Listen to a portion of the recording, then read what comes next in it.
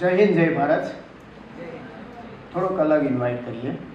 બીજું કે મેં હમણાં જ કીધું કે હેન્ડશેક શું કામ કરવાનું યાર? એકબીજાને જોઈ લો. બરાબર બેઠા છે ને આજુબાજુમાં, હેન્ડશેક શું કામ કરવાનું? બધાને એકબીજાને જોઈ લો, પાણી પી લો. પાણી પીવાની બોટલ કદાચ સ્કૂલમાં આપણે લઈ જતા હોય, અહીંયા નહીં હોય,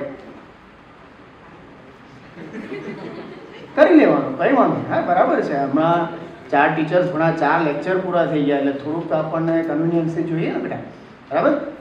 હવે મારું નામ ચિરાગ પંકજભાઈ ભટ્ટ છે. મારો જે ટોપિક છે, વિષય છે, એ વિષય તમે નક્કી કરજો કે કયો વિષય હું ભણાવવાનો. પણ મારે એક વાર્તા કહેવી છે. એ વાર્તા પરથી આપણને કંઈક શીખવા મળશે.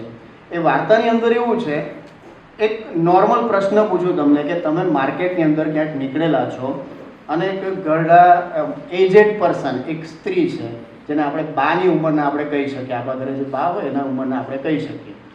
હવે એ જાય છે અને અચાનક પડી જાય, ગુમ થઈ જાય, પડી જાય, તો તમે શું કરો? બોલો બેટા.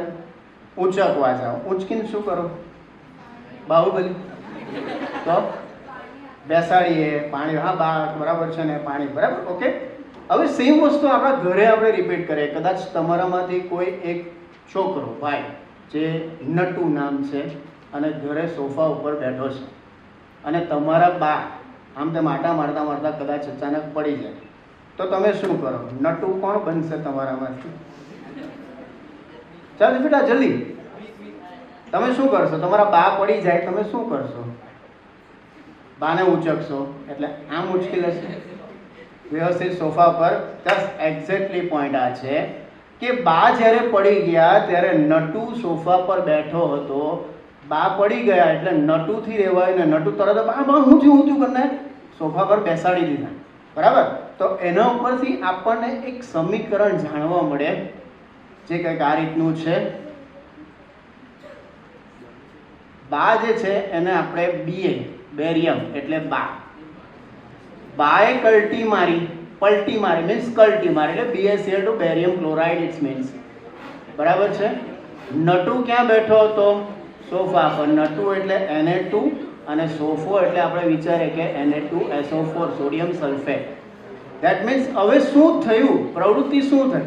બાએ કલ્ટી મારી, સોરી સ્માર્ટ બોર્ડથી ટેવાયેલો નથી એટલે આંગળી મુકાઈ જાય છે. BaCl2 એટલે બાએ કલ્ટી મારી, ત્યારે નટુ સોફા પર બેઠો હતો, રિએક્શન થઈ, બા ક્યાં ચાલી ગયા? સોફા ઉપર ચાલી ગયા કે નહીં? અને નટુ શું કર્યું? નટુ ત્યાંથી કલ્ટી મારી ગયો. હવે બા સોફા પર બેઠા, હું ક્યાં બેસું? હું ચાલ્યો. એટલે નટુ શું કરી ગયો? કલ્ટી મારી ગયો. બરાબર છે બેટા. હવે એની અંદર આ સમીકરણ આપણે, હવે કદાચ ટોપિક તમને ખ્યાલ આવી ગયો હશે, વિષય પણ ખ્યાલ આવી ગયો હશે કે કયો વિષય આ છે. બરાબર. તો આની અંદર હવે આપણે સમીકરણને બેલેન્સ કરવાની વાત આવે. 10મા ધોરણની અંદર, 9મા ધોરણની અંદર સમીકરણ બેલેન્સની વાત આવે. બેલેન્સ કરતા પહેલા આપણે એની અવસ્થા નક્કી કરવાની થાય કે કયા અવસ્થામાં પ્રક્રિયા થઈ રહી છે. તો જ્યારે BaCl2 બેરિયમ ક્લોરાઇડ જે છે એને આપણે દ્રાવણના ફોર્મમાં લેવાનું હોય, Na2SO4 સોડિયમ સલ્ફેટને પણ દ્રાવણના ફોર્મમાં એટલે એક્વિયસ ફોર્મમાં હોય. પરંતુ બા સોફા પર બેસે ને એટલે સોલિડ ફોર્મ. કેમ ખબર? આપણા બધાના ઘરે બા હોય, સોલિડ હોય કે નહીં? બા સોફા પર બેસે, ટેબલ પર બેસે કે ખુરશી, સોલિડ જ હોય. સાચી વાત કે ખોટી વાત? એટલે BaSO4 કેવું? સોલિડ ફોર્મ, અવક્ષેપના સ્વરૂપ, અને એક્વિયસ ફોર્મમાં NaCl આપણને મળે. આ સમીકરણને યાદ રાખ, કારણ કે ઘણી વખત છોકરા સર હારે સમીકરણ યાદ નહીં રહે, શું કરવાનું? એટલે હું એમ કહું બેટા, જો આમાં છે ને વાર્તા બનાવતા શીખી જાઓ, તમને આસાનીથી બધા સમીકરણો યાદ રહી જશે. હવે આને મારે બેલેન્સ કરવું છે. બેલેન્સ મીન્સ જેટલા પરમાણુ ડાબી બાજુ છે એટલા જ પરમાણુ જમણી બાજુ પણ હોવા જોઈએ. બા અહીંયા એકવાર છે, અહીંયા એકવાર. આપણા ઘરે બી એક જ હોય. ક્લોરીન કેટલા છે અહીંયા બેટા? 2 છે. ક્લોરીન 2 છે. અહીંયા કેટલી વાર છે ક્લોરીન? 1 વાર. સોડિયમ અહીંયા કેટલી વાર છે? 2 વાર. જમણી બાજુ કેટલી વાર છે? 1 વાર. તો Na અને Cl માં જ વ્યવસ્થા ખોરવાયેલી છે. બા ત્યાંના ત્યાં જ છે, સોફો બી ત્યાંનો ત્યાં જ છે. ફરક ક્યાં પડ્યો? ફક્ત Na અને Cl બંને જમણી બાજુ સાથે છે, ત્યાં હું બગડો લગાવી દઉં, બેલેન્સ. તો આ રીતે સમીકરણ યાદ રાખી શકાય. બીજી વાર્તા કરીએ. કુ નામનો એક છોકરો સોફા પર બેઠો છે. કોણ? કુ. ઘણા બધા નામ કહીશ, એમાંથી આપણે વિચારે કે કુ નામનો એક છોકરો છે એ સોફા ઉપર બેઠો છે અને એની સામે એક છોકરો ફરી પાછો નટુ. બરાબર? નટુ શું લઈને આવ્યો? કોથળી લઈને આવ્યો. નટુ કોથળી લઈને આવ્યો. બંને વચ્ચે બબાલ થઈ ગઈ, ઝઘડા ઝઘડી. પેલો કે હું કોથળી લાવું, પેલો કે હું કોથળી લાવું. બંને વચ્ચે ઝઘડમ ઝઘડી થઈ ગઈ અને એની અંદર શું થઈ ગયું તો કે કુ કોથળી લઈને જતો રહ્યો. કુ કોથળી લઈને, પહેલા કોની પાસે હતી કોથળી? નટુ પાસે. હવે કોની પાસે ચાલી ગઈ? કુ. કુ કોથળી લઈને જતો રહ્યો. તો હવે શું વિચારે? સિમ્પલ થઈ ગયું. નટુ વિચારે ચાલ એ સોફા પરથી ઉડી હું બેસી જાઉં. ખ્યાલ આવી ગયો બેટા? બરાબર. કુ કોથળી લઈને આવ્યો, સોરી, કુ સોફા પર બેઠો હતો ત્યારે નટુ કોથળી લઈને આવ્યો. બંને વચ્ચે ઝઘડમ ઝઘડી થઈ. એમાંથી કુ કોથળી લઈને જતો રહ્યો, પાછો ટેવાયેલો નથી. કુ કોથળી લઈને જતો રહ્યો અને સોડિયમ એટલે કે નટુ આપણો જે છે સોફા પર બેસી ગયો. ફરી પાછું આપણે વિચારીએ તો આ બધા કયો સ્વરૂપમાં હશે? દ્રાવણના સ્વરૂપમાં, એક્વિયસ ફોર્મની અંદર જ વપરાશે. તો આવી કેટલીક ટ્રિક્સથી આપણે સમીકરણોને યાદ રાખી શકીએ એમ છે. બીજા કેટલાક સમીકરણો છે. હવે આપણે થોડુંક એવું વિચારીએ, થોડાક નામ આપણે વિચારીએ.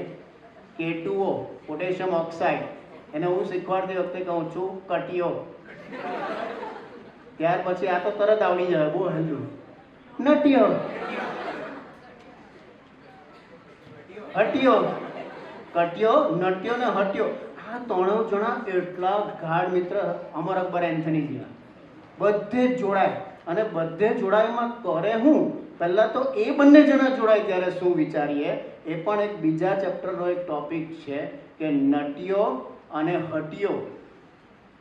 નટિયો અને હટિયો બે જણા જ્યારે જોડાય ને ત્યારે નાહો નાહો બની જાય.